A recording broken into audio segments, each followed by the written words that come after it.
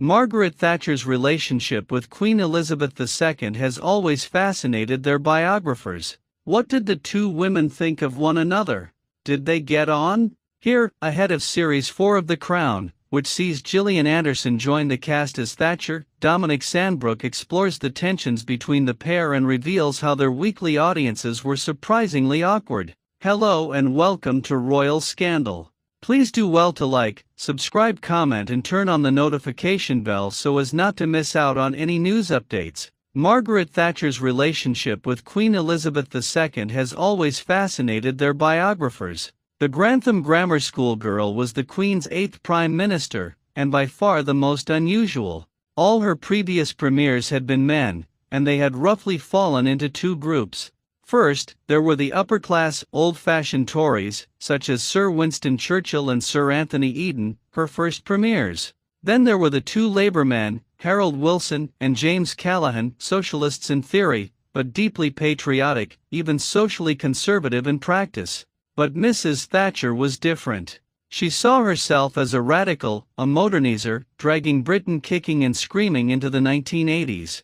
She had promised to overhaul the paternalistic settlement that had governed Britain's political and economic life for the past 40 years, the consensus of which the Queen herself, with her annual monologues about duty and service, had become a living symbol. And while previous conservative prime ministers had often been seen as representatives of the upper-class establishment, Mrs. Thatcher, who described herself as a plain, straightforward provincial, regarded the establishment as the enemy, the only woman in the room. The paradox, however, was that this instinctive populist was also a dewy-eyed monarchist, who told an interviewer that she would have been a cavalier in the Civil War, and she treated the Queen with such exaggerated deference that her low curtsies became a palace joke. On top of that, there was also an unusual personal dimension. Both the Queen and her Prime Minister were used to being the only woman in the room. Mrs. Thatcher was not above a little discreet flirting with some of her male colleagues.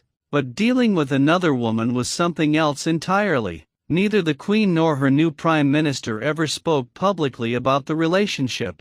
Later, the biographer Charles Moore described the awkwardness of their weekly Tuesday audiences, with Mrs. Thatcher sitting nervously on the edge of her chair.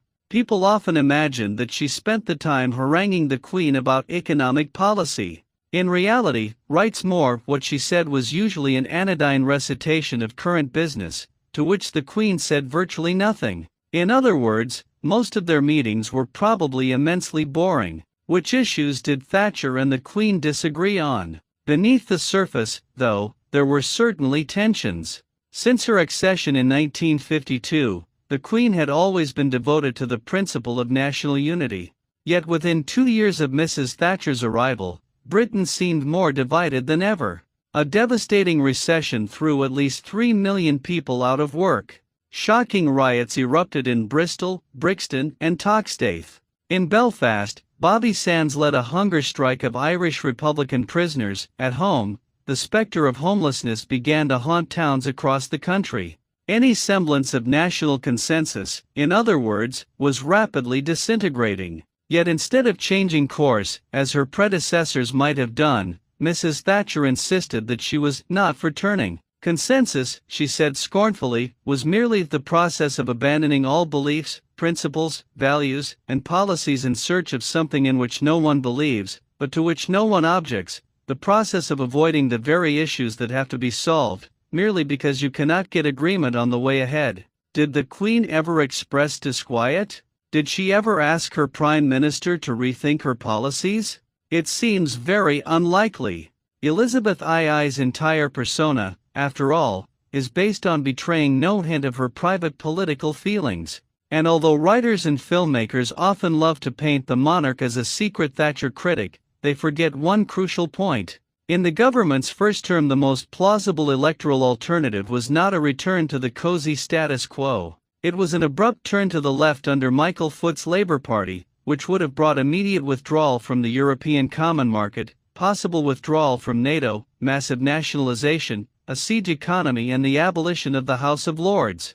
Whatever the Queen thought of Thatcherism, it's hard to believe she would found such an alternative more appealing. Hints of disquiet. So it was only in the second half of Mrs. Thatcher's 11-year premiership, when the alternatives seemed less radical, that there were real hints of disquiet. By 1986 it was well known that the Queen was upset about the rifts within the Commonwealth, with Britain frequently standing alone in its refusal to contemplate sanctions against apartheid-era South Africa. On July 20, 1986, the Sunday Times ran an extraordinary scoop, a front-page story claiming that the Queen privately felt Mrs. Thatcher's approach to be uncaring, confrontational, and socially divisive. The source was the palace press secretary, Michael Shea, but the Queen herself was mortified. She rang Mrs. Thatcher immediately to apologize, and the relationship survived. But her Prime Minister did not forget it.